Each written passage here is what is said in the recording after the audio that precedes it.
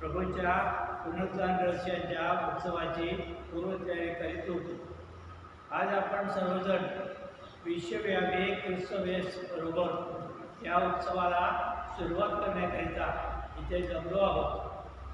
ख्रिस्त आमच्या तारणकर्ता होता व तारणकर्ता म्हणून त्याला दुःख मरण व पुनरुत्थान या अवस्थांमधून जाणे जरूर होते. यासाठी ख्रिस्ताने मोठ्या विजयाने आपल्या पवित्र नगरीत प्रवेश केला. ज्या प्रवेशाने आमच्या तारणकर्त्याला सुरुवात झाली त्या प्रवेशाचे आपण भक्तिभावाने स्मरण करूया व ख्रिस्ताबरोबर श्रद्धेने मार्गक्रमण करूया. क्रूसावरील त्यांच्या दुःखात सहभाग झाल्यामुळे आम्हाला त्याच्या पुनरुत्थानात व नवजीवनात सहभाग मिळेल अशी आम्हाला आशा आहे. आपण प्रार्थना करूया. सर्वस्वत परमेश्वरा, या सावड्यांच्या तुझ्या आशीर्वादाने पवित्र कर.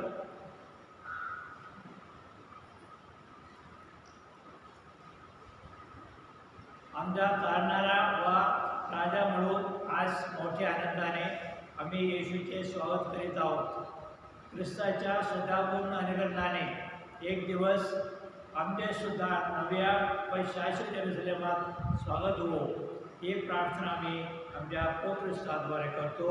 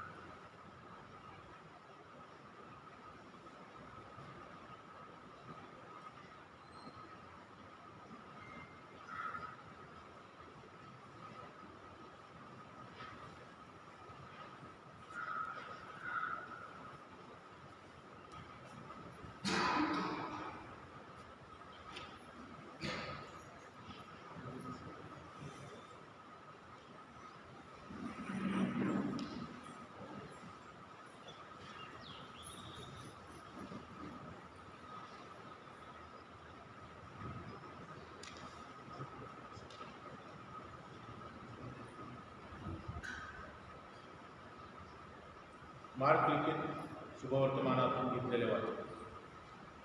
येशू आणि शिष्य येरुशलेमजवळ जैतुनांच्या डोंगरापाशी बेथफागे आणि बेथानीजवळ येऊन पोचले.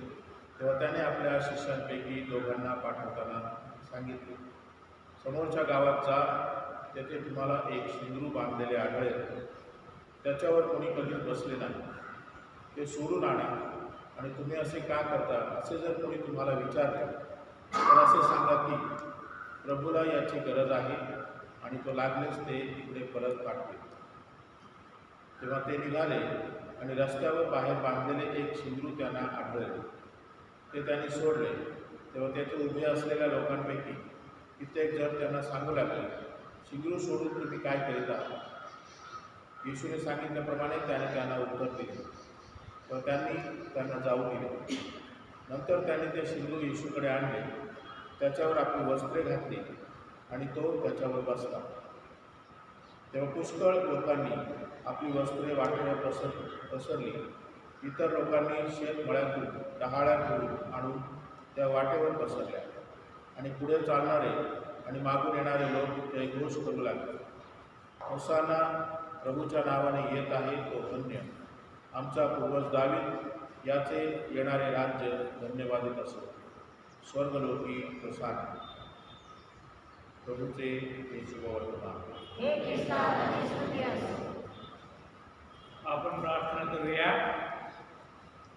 सर्वसमर्थ सनातन परमेश्वरा, आमच्या तारणारा प्रभू येशू ख्रिस्त याच्याद्वारे तो मानव जातीला नम्रतेचे उदाहरण घालून दिले. मानव होऊन व क्रूसावर प्राणार्पण करून त्याने तुझी इच्छा पूर्ण केली. त्याच्या दुःखसहनाच्या आदर समोर ठेवून आम्ही तुझी साक्ष जगाला द्यावी म्हणून आम्हाला सहाय्य कर.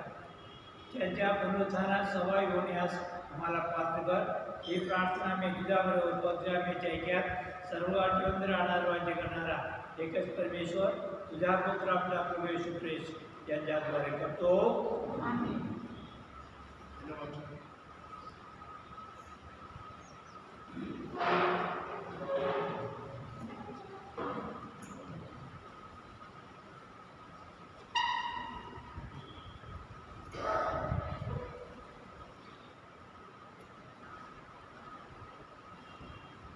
उपमर्द व चितू यापासून मी आपले तोंड चुकवले नाही, कारण माझी फजिती होणार नाही हे मला ठाऊक होते.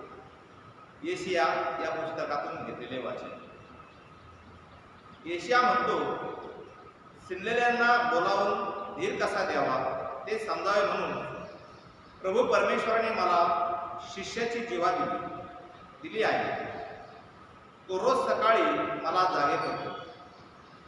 शिष्याप्रमाणे ऐकावे म्हणून माझे कान उघडतो. प्रभू परमेश्वराने माझे कान उघडले आहे. मी फितूर झालो नाही, मागे फिरलो नाही.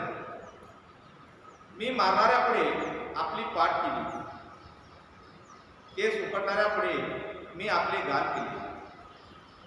उपमर्द व छितू यापासून आपले तोंड चुकवले नाही. प्रभू परमेश्वर मला सहाय्य करणार म्हणून मी तोंड चुकवले नाही. प्रभू परमेश्वर मला सहाय्य करणार म्हणून मी लज्जित झालो नाही. मी आपले तोंड गारगोटीसारखे केले. माझी फजिती होणार नाही हे मला ठाऊक होते. हा प्रभूचा शब्द आहे.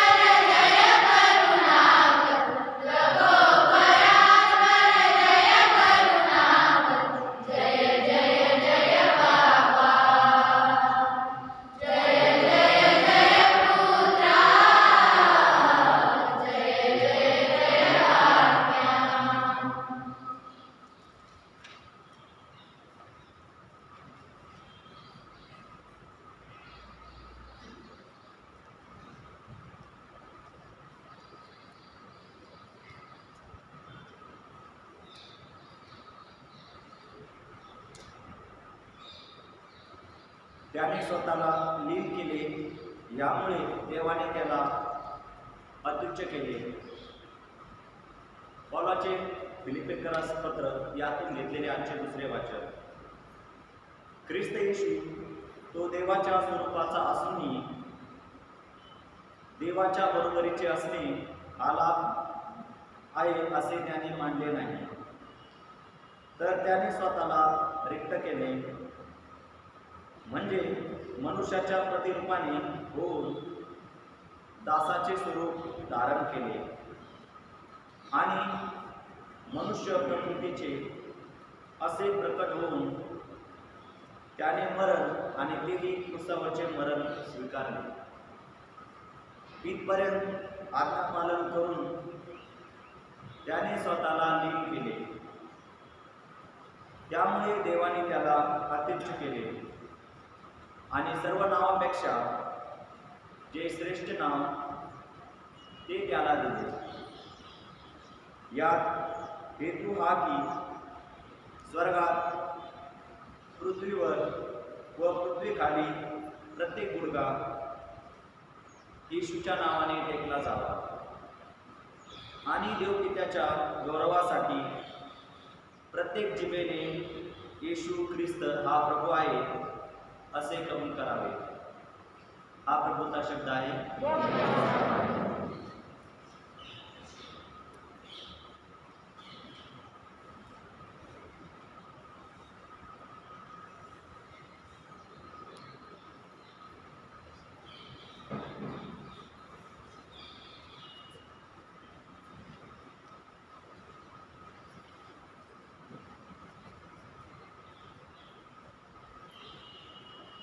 पण सगळे उभे राहले.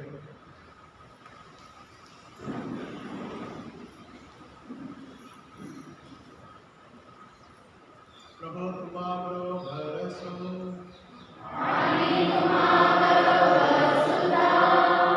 संत मार्क लिखित पवित्र शुभवर्तमानातून घेतलेले प्रभू येशू ख्रिस्ताचे दुःख सह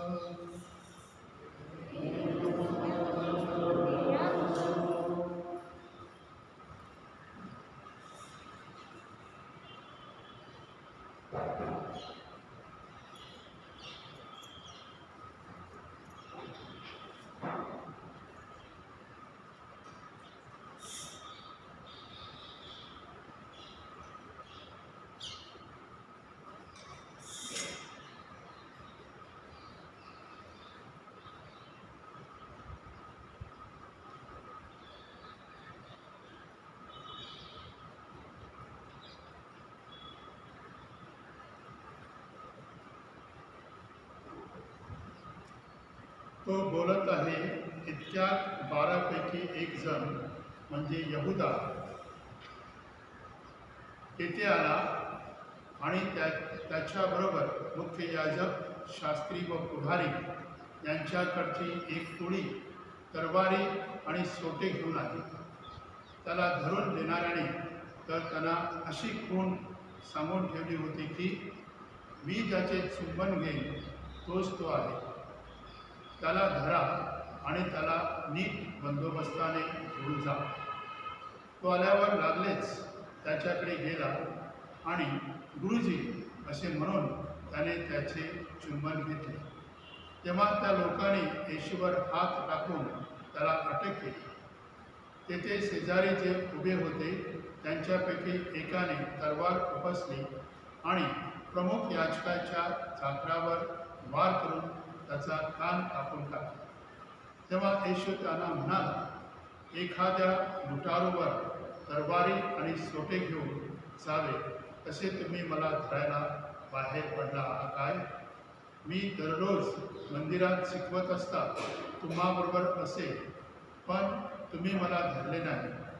परंतु शास्त्रले पूर्ण व्हावे म्हणून हे असे घडत आहे. तेव्हा ते सर्व त्याला सोडून पळून गेले. तेव्हा कोणी एक तरुण उघड्या अंगावर तागाचे वस्त्र पांघरून त्याच्या मागून चालत होता. त्याने त्याला धरले, परंतु तो ते तागाचे वस्त्र टाकून त्यांच्यापासून उघडाच पळून गेला. नंतर त्याने येशूला प्रमुख याजकाकडे नेले आणि सर्व मुख्य याजक, वडील मंडळी व शास्त्री एकत्र जमले.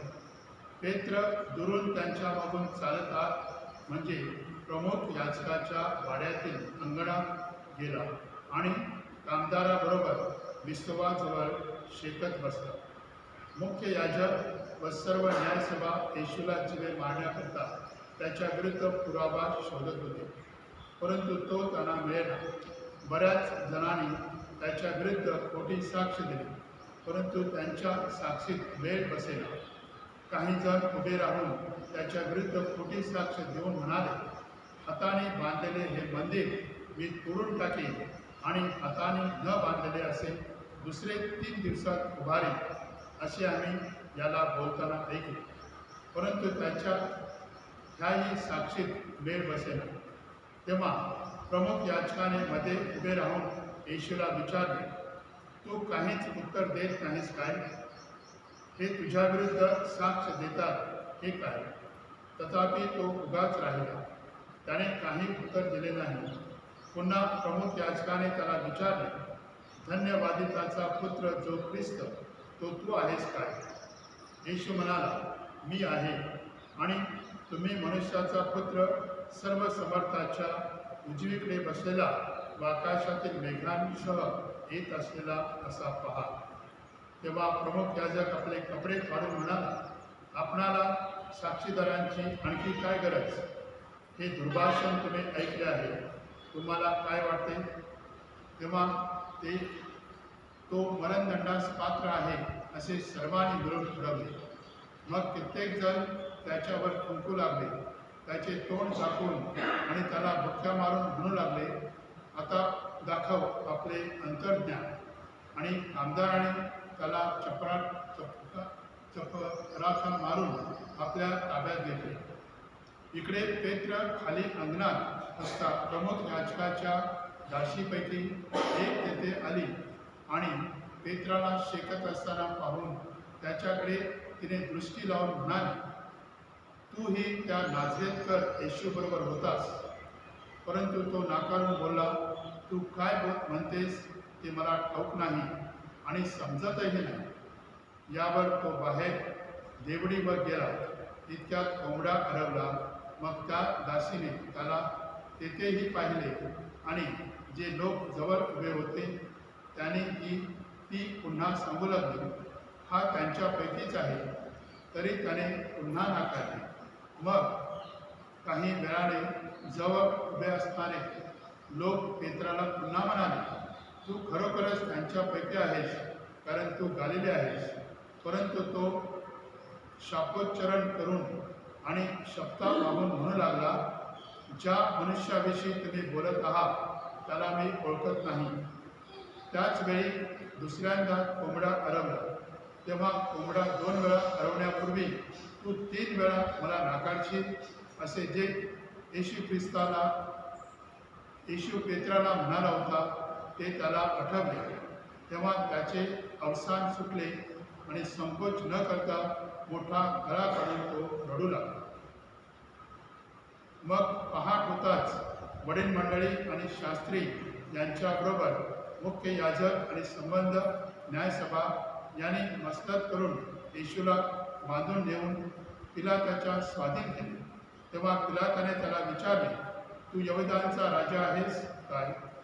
त्याने त्याला उत्तर दिले, आपण म्हणता तसेच. मुख्य याजक त्याच्याजवळ पुष्कळ आरोप ठेवत होते. पिलाताने त्याला पुन्हा विचारले, काय तू काही उत्तर देत नाहीस? पहा, ते तुझ्यावर कितीतरी आरोप ठेवत आहेत.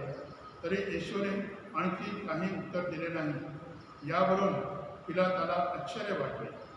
सणाच्या दिवसात ज्या एखाद्या कैद्याची लोक त्याच्याकडे मागणी करत त्याला तो त्यांच्याकरिता सोडून देत असे, तेव्हा बंडातील कित्येक खुनी बंडखोरांबरोबर तुरुंगात बांधून ठेवलेला बरब्बा नावाचा कोणी एक माणूस होता. लोक समुदाय पुढे येऊन पिलाताला विनवणी करू लागला, आपण आपल्या रिवाजाप्रमाणे करावे. त्याने त्यांना उत्तर दिले, तुमच्याकरता मी यहुद्यांच्या राजाला सोडावे अशी तुमची इच्छा आहे काय? कारण मुख्य याजकाने त्याला हेव्याने धरून दिले होते. हे त्याच्या ध्यानात येऊ लागले. परंतु त्याला सोडण्याऐवजी बरब्बाला आम्हासाठी सोडा असे मागणे करण्यास मुख्य याजकाने लोकसमुदायाला चिथावले. तेव्हा पिलाताने त्यांना फिरून विचारले, तर मग तुम्ही ज्याला यहुद्यांचा राजा म्हणता त्याचे मी काय करावे? त्याला क्रुसावर ठेवून टाका अशी त्यांनी पुन्हा आरोळी केली. पिलाताने त्यांना म्हटले, का बरे? त्याने काय वाईट केले आहे? तरी ते अधिकच ओरडून म्हणाले, त्याला क्रुसावर ठेवून टाका. तेव्हा लोकसमुदायाला खुश करावे या हेतूने पिलाताने बरब्बाला त्यांच्याकरता सोडून दिले आणि येशूला फटके मारून क्रुसावर ठेवण्याकरता शिपायांच्या स्वाधीन केले.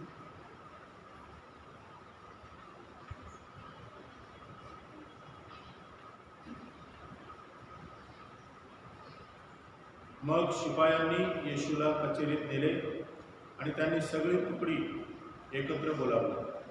नंतर त्यांनी त्याच्या अंगावर जांभळे वस्त्र चढवले आणि काट्यांचा मुकुट गुंफून त्याला घातला आणि ते मुजरा करून त्याला म्हणू लागले, हे यहुद्यांचा राजा, तुझा जय जयकार असो. त्यांनी त्याच्या मस्तकावर वेताने मारले, त्याच्यावर थुंकले आणि गुडघे टेकून त्यांनी त्याला नमन केले.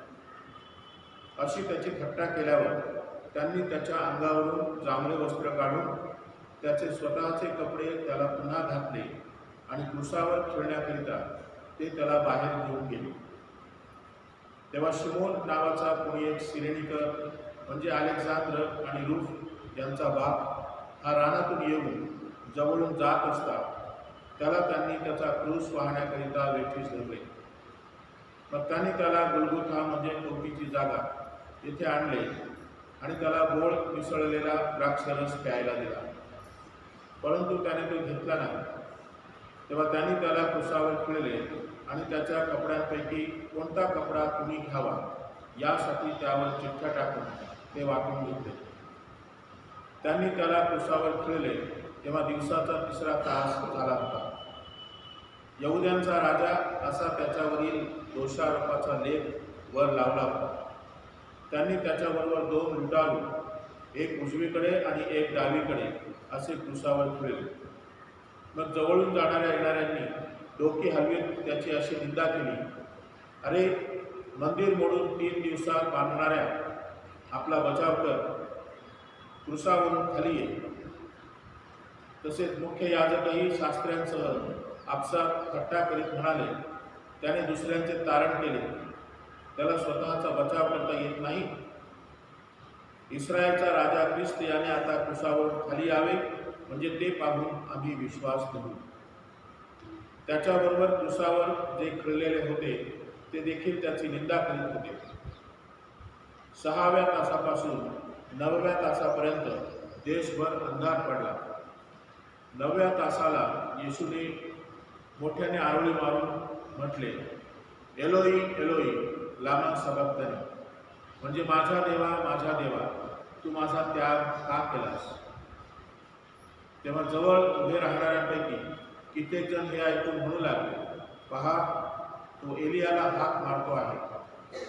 आणि कोणी एकाने धावत जाऊन आंब्याने स्पंज भरला आणि वेताच्या टोकावर ठेवून त्याला चोखायला दिला आणि म्हटले, असू द्या, एलिया याला खाली उतरविण्यासाठी येतो की काय हे पाहू. मग येशूने मोठ्याने आरोळी मारून प्राण सोडला.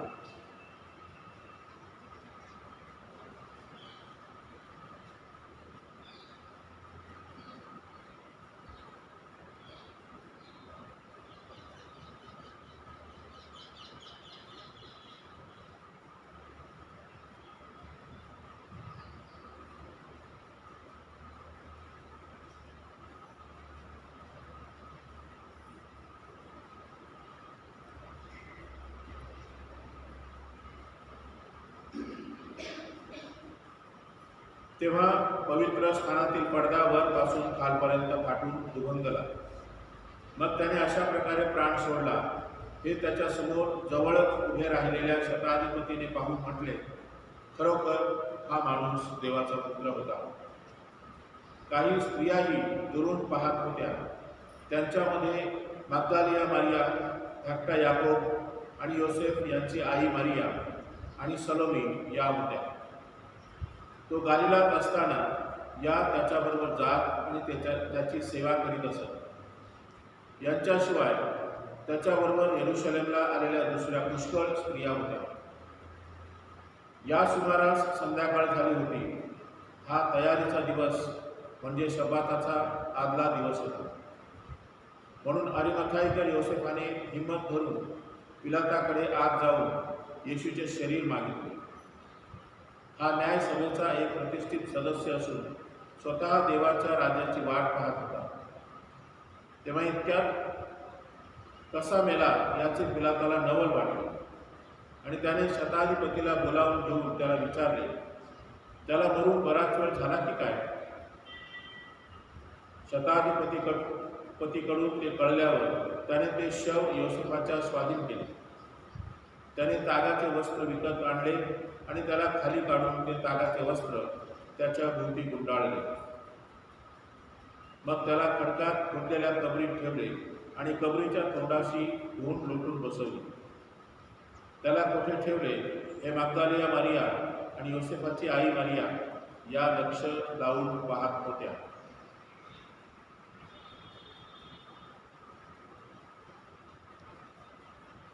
प्रभूचे हे शुभवर्तमान.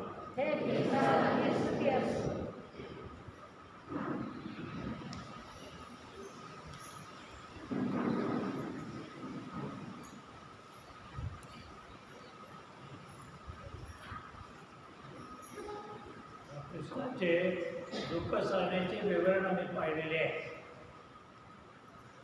त्या आपल्या नवीन करारामध्ये कृष्णाच्या मरणाविषयी चालू सुवार्थकाराने सांगितलेले आहे.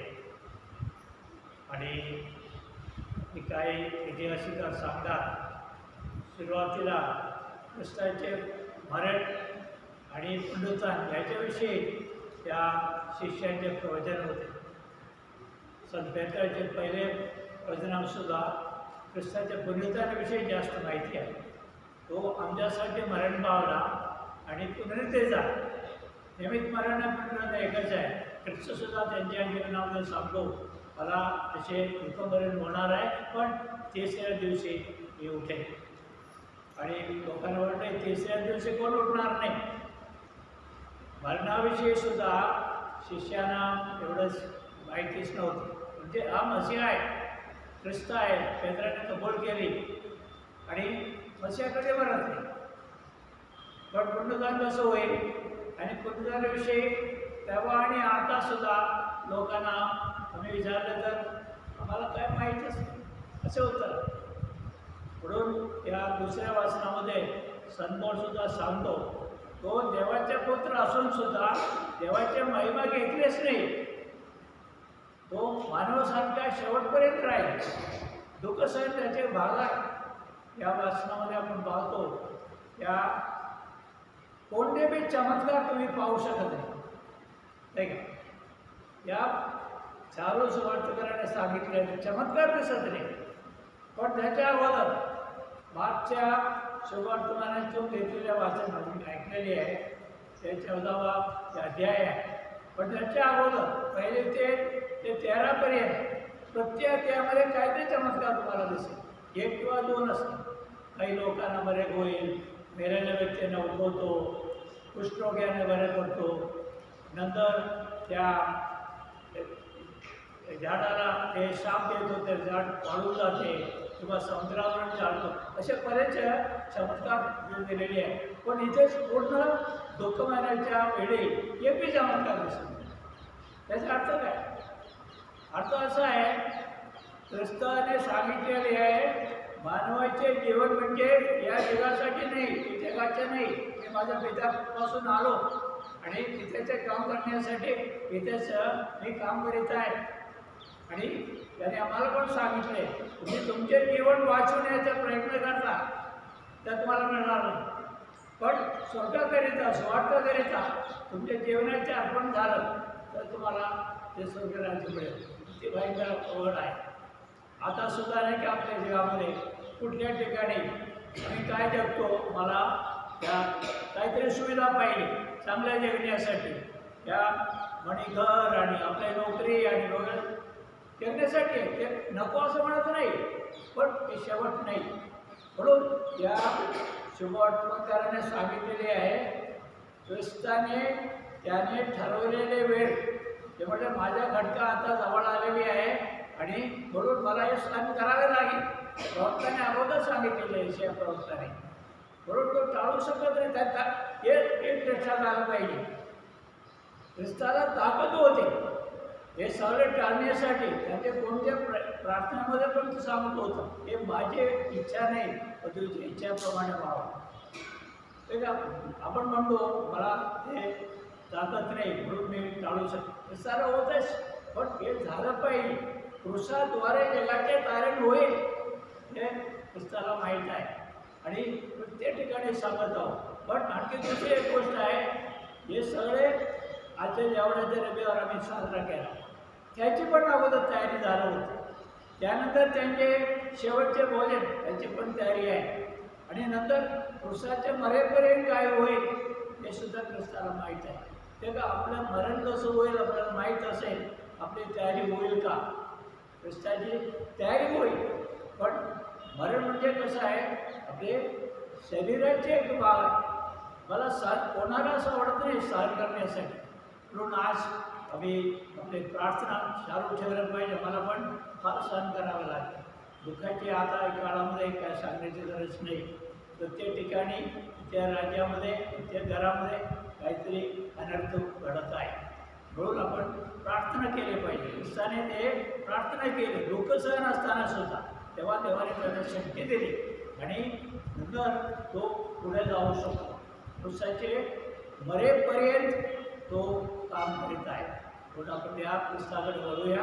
हे आपले घाबरण्याची गोष्ट नाही, पण एकदम धाडस दाखवून आपण पुढे गेलं पाहिजे. ख्रिस्त आपल्या समोर आहे, ते म्हणत तुम्ही माझ्याकडे या, मी तुम्हाला सांगून करेन. म्हणून आपण या ख्रिस्ताकडे जाऊ, खुश व्हायला पाहिजे, पण हे शांततेने तर भक्तीने पण खुश राहूया. आता आपण आपला विश्वास प्रकट करूया. स्वर्ग आणि पृथ्वी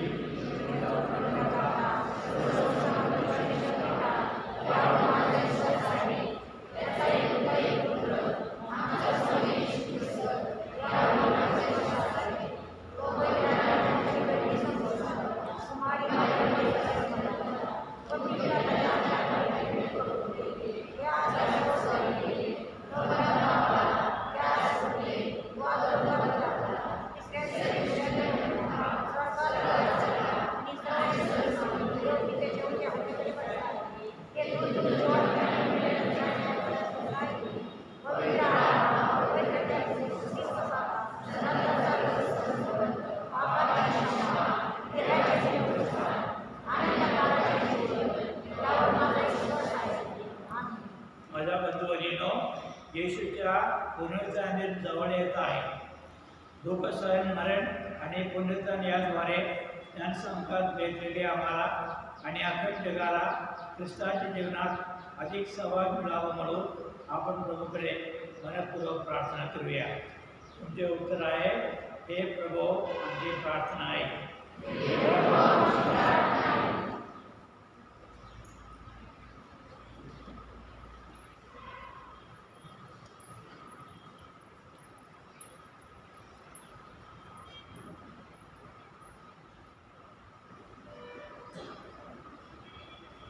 या पुनरुत्थानाच्या दिवशी स्नान संस्कार स्वीकारणाऱ्या सर्वांचा श्रद्धा आणि सामंजस्य याद्वारे विकास व्हावा म्हणून आपण प्रभूकडे प्रार्थना करूया.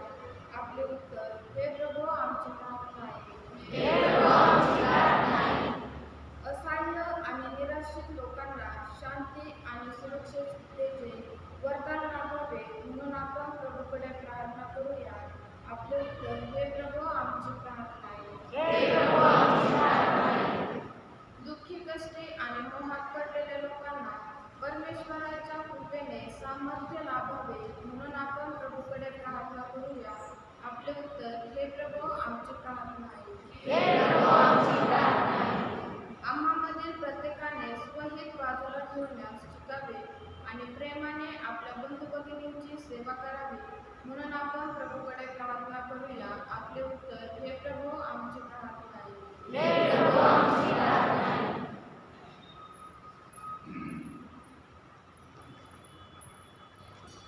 हे स्वर्गीय पित्या, या तुझ्या गरजवंतग्रस्त सभेवर दया कर.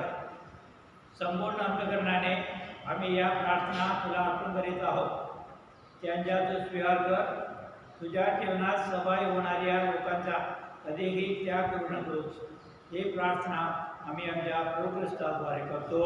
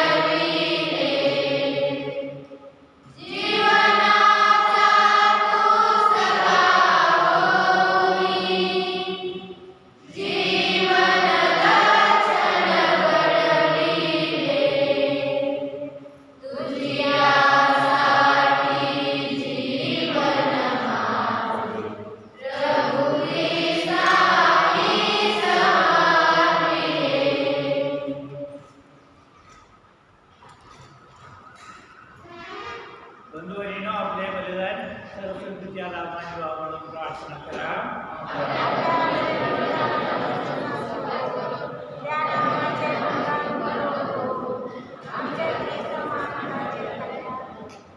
हे प्रभू, तुझ्या एकटा पुत्र येशू यांच्या यातना व मृत्यूमुळे आम्ही तुला प्रिय बनलो. इतक्याने आम्ही काही मिळवू शकत नाही. या परिपूर्ण समर्पणामुळे तुझे प्रेम व तुझी दया आम्हाला लाभो. ही प्रार्थना आम्ही प्रभू येशूच्या नावाने करतो. प्रभू तुम्हाबरोबर असो. तुमचे अंतःकरण प्रभूकडे लावा. प्रभू आपल्या परमेश्वराचे आभार मानूया.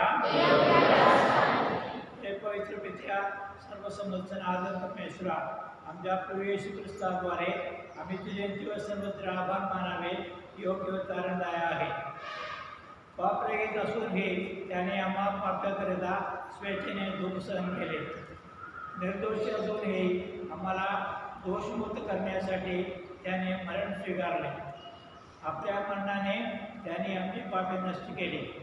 आपल्या पुनरुत्थानाने त्याने आम्हाला आध्यात्मिक नवजीवन मिळवून दिले. बरोबर हे प्रभू, सर्व उत्कटाबरोबर आम्ही तुझ्या आनंदाने गुणगान गातो.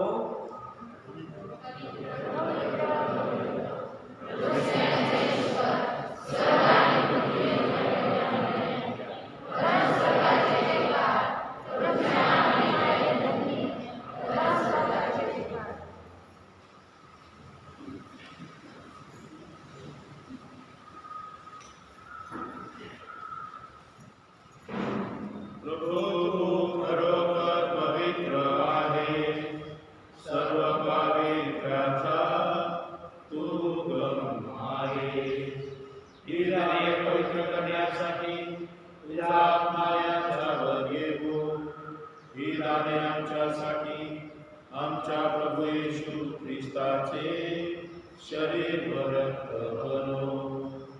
स्वेच्छेने स्वीकारलेल्या दर्शनापूर्वी त्याने भाकर घेतली, तुझे आभार मानले आणि भाकर मोडून या आपल्या शिष्यांना देत म्हटले, तुम्ही सर्वजण हे घ्या आणि खा. हे माझे शरीर आहे, हे तुमच्यासाठी अर्पिले जाईल.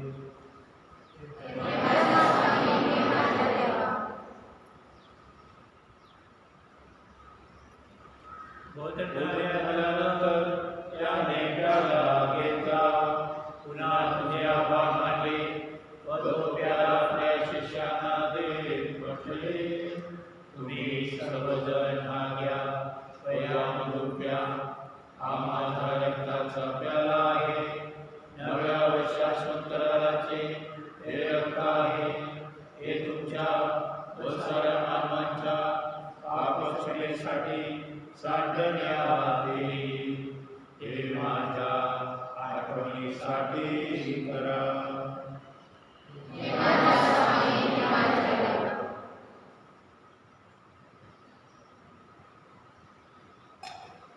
भक्तजनांनो, चला करूया आपुल्या श्रद्धेचा उच्चार.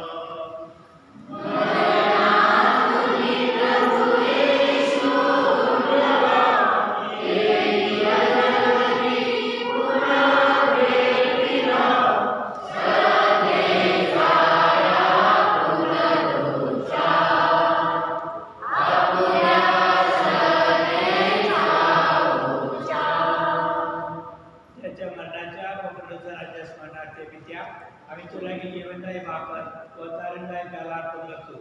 तुझ्या समोर उभे राहण्यास व तुझी सेवा करण्यास आम्हाला पात्र केल्याबद्दल आम्ही तुझे आभार मानतो.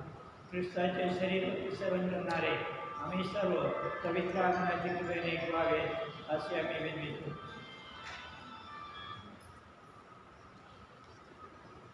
प्रभो सर्व जगभर पसरलेल्या तुझ्या ख्रिस्ती सभेची आठवण कर.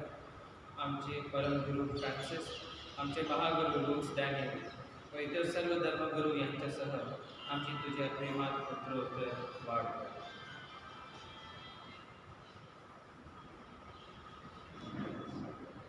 मरणातून पुन्हा उठण्याच्या आशेने ख्रिस्ताने विश्रांती पावलेल्या आमच्या बंधू भगिनींची तू आठवण कर. त्यांना आणि ख्रिस्तवासी झालेल्या इतर सर्व लोकांना तुझे दिव्य दर्शन करू दे.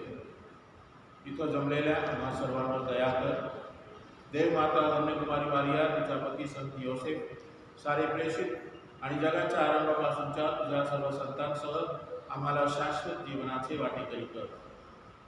त्यांच्याबरोबर आम्ही तुझी स्तुती करावी आणि आमच्या प्रभू ख्रिस्ताद्वारे तुझा गौरव गावा म्हणून आम्हाला कृपा दे.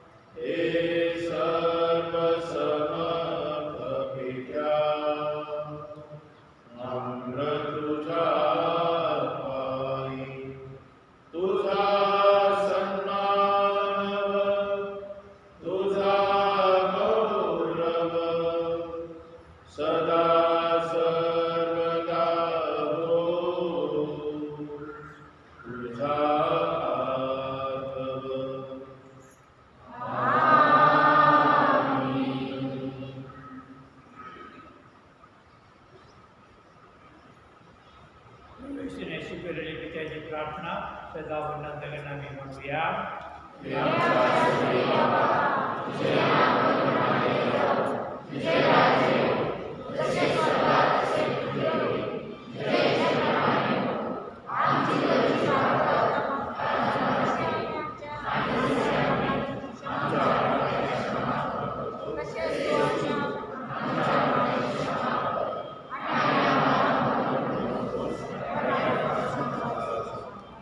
हे प्रभो, सर्वांच्यापासून आमचे संरक्षण कर.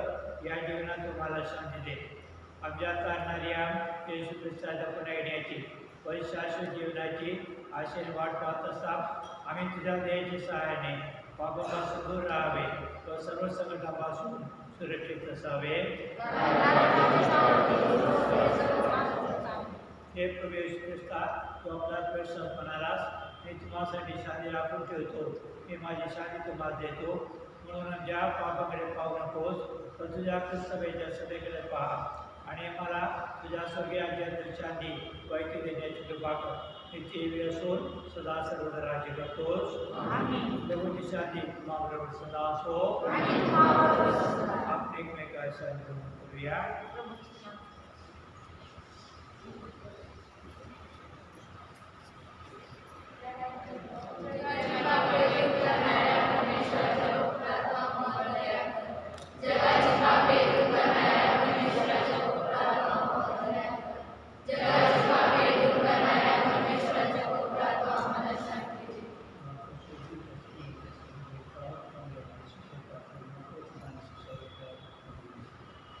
जगाचे पाप हे दूर करणाऱ्या देवाचे प्रभू पहा. त्यांच्या बोलण्यास निमंत्रण झालेले सर्वजण येऊ. हे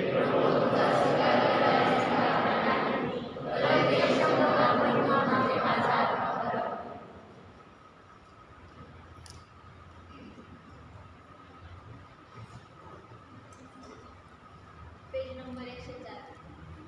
मला काजाजीले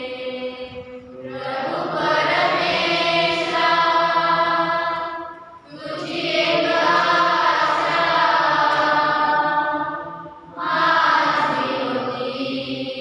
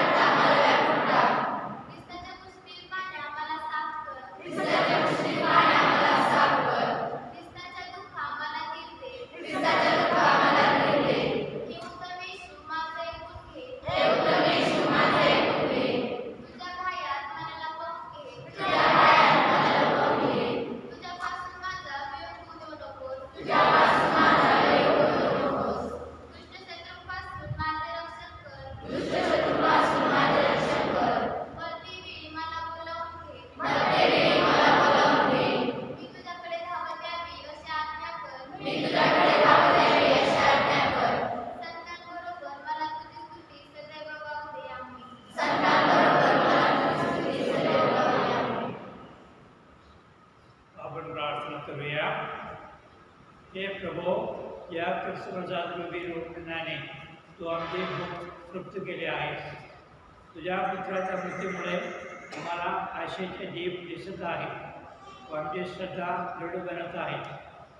त्याच्या पुनरुत्थानामुळे आम्हाला धीर व चिकाटी मिळो व पूर्ण मुक्तीकडे आमची वाटचाल हो. ही प्रार्थना आम्ही आमच्या प्रभू ख्रिस्ताद्वारे करतो. बंधुभगिनींनो, आता आपले मान नम्रतेने खाली वाकवा व देवाच्या आशीर्वादासाठी प्रार्थना करा. दयास्वरूप परमेश्वराने आपल्या एकुलत्या पुत्राच्या लोकसनाद्वारे आपल्या निस्वार्थ प्रेमाचे उदाहरण आम्हाला घालून दिले आहे.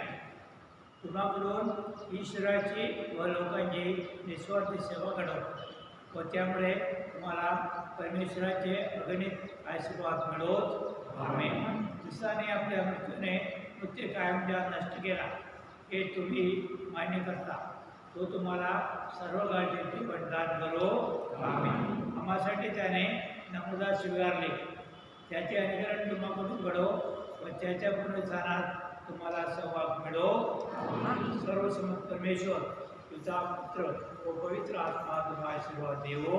त्या शांतीने वास पाठवण्यात येत आहे.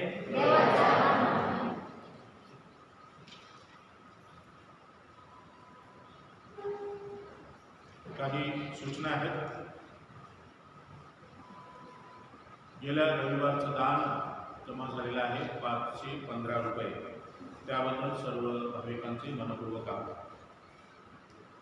पुढल्या आठवड्याचा विशेषतः पवित्र दिवसांचा कार्यक्रम खालीलप्रमाणे असेल. आज्ञा गुरुवार म्हणजे येणारा गुरुवार, त्या दिवशी संध्याकाळी ठीक 5:30 वाजता पहिली मिसा होईल. त्यानंतर दुसरी मिसा 6:30 वाजता होईल. या दिवशी फक्त मिसा होईल, पाय धुण्याचा कार्यक्रम होणार नाही. मिसा ऑनलाईन सुद्धा पाठवली जाईल. उत्तम शुक्रवार, या दिवशी फक्त मुख्य भक्ती होईल, म्हणजेच सुरुवातीची 3 वाचने, क्रूसवंदना आणि पवित्र ख्रिस्त शरीर साक्रामेंताचे वितरण आणि प्राशन. या दिवशी भाविकांनी क्रूसाच्या वाटेची भक्ती आणि 7 शब्द आपापल्या घरीच करावे.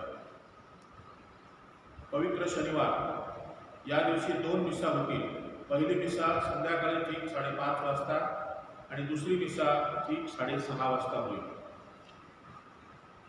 पवित्र पाणी या दिवशी दिले जाणार नाही, जे आपण प्रत्येक वर्षी देत आलेलो आहोत.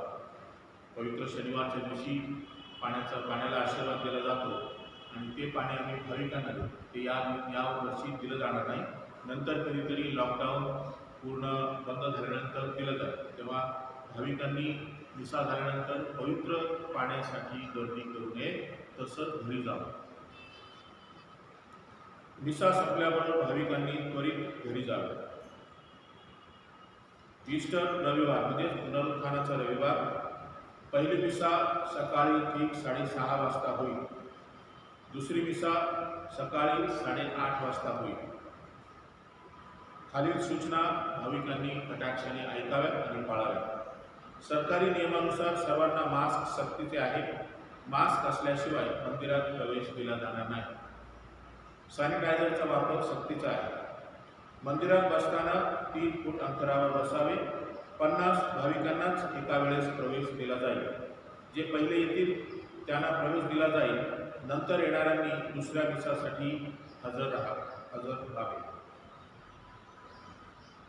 18 वर्षाखालील आणि 60 वर्षावरील व्यक्तींनी घरीच थांबावे.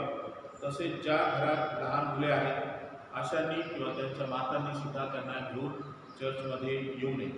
जे येतील त्यांना पुन्हा मागे पाठवावे लागेल. तेव्हा ही सूचना तुम्ही मनामध्ये ठेवावी. आता या ज्या सर्व सूचना आहेत या आपले बिशप स्वामी लूर्स डॅनियल यांनी सुद्धा पत्रक पाठवून आम्हाला कळवलेलं आहे आणि त्याचबरोबर सरकारी नियमसुद्धा आम्ही पाळावे अशी त्यांनी आपल्या सर्वांना आणि आम्हाला देखील विनंती केलेली आहे. त्यानुसारच या सूचना दिलेल्या आहेत. तेव्हा त्या कृपया पाळाव्या, म्हणजे आपण करोना आपल्या स्वतःपासून आणि इतरांपासून देखील दूर होऊ शकतो.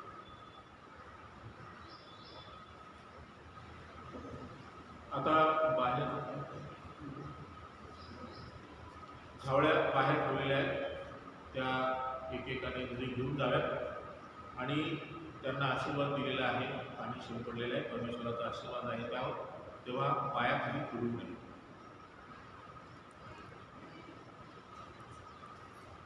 Page number 104. तुझ्या मरणाची